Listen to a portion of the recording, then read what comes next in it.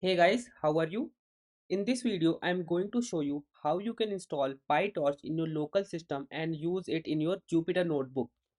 Now, before we install it or before we start the installation process, let us understand what are the pre-requirements you should know before you install PyTorch on your system. Right now, what you see on the screen is the PyTorch web page, which guides you what are the prerequisites to use PyTorch in your local system. So if you read the note, it says that the latest PyTorch requires Python 3.9 or later. So make sure that the Python version which you are using is Python 3.9 or above that. Now, if you want to use the latest stable build of PyTorch, which is the 2.6 version, in that case, it is recommended that you use pip to install. So what you have to do is go to this website. I have attached the link of this website in the description of this video. Now here you can select your PyTorch build, which is the stable one. I'm selecting the stable one for now. My operating system is Mac and the package I will be using is pip, which is the recommended one. The language is Python and the compute platform depends upon the operating system. So for Mac, only the default compute platform is available. For Linux, CUDA is also available, and for Windows as well, we have CUDA as well. But for Mac, I don't have CUDA. So what I will do, I will select the default one, and then this will show us what is the command which we need to run in our terminal to install PyTorch. So the command is pip3 install torch, torchvision and torchaudio. So we are installing three packages: torch, torchvision and torchaudio. See, torch is the main one. Torch is the main PyTorch module, but torchvision is mainly used for the vision module and torchaudio is used for the audio module. So it is not compulsory to install these two modules, but you can install it if you want.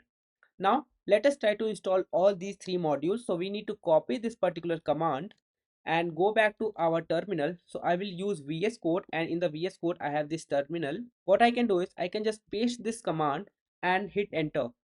And this will take some time because the size of the packages are really large.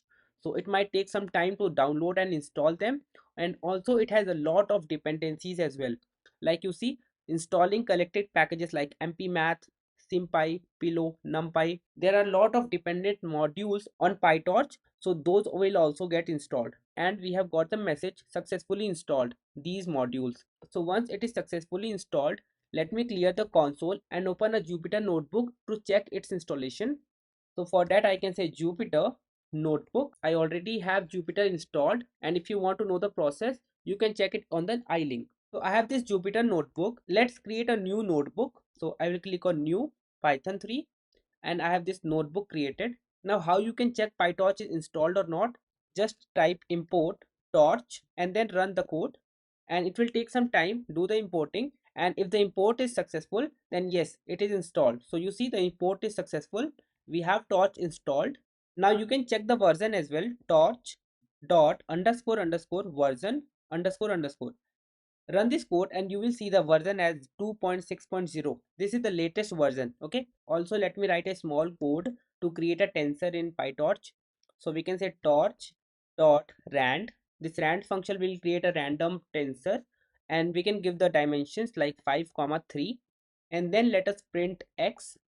So when we print x, you will find that this is a tensor of dimension 5 by 3, and this is created using PyTorch. So yes guys, we have installed PyTorch in our system, and we did saw a demo using Jupyter for PyTorch. So I hope you like this video and you got the understanding of how to install PyTorch in your own local system. So if this video helps you in any way, make sure that you like this video, and if you have a question, then leave it as a comment and I will answer it. And if you are new to the channel, make sure you subscribe it to support me, and I will see you guys in the next video.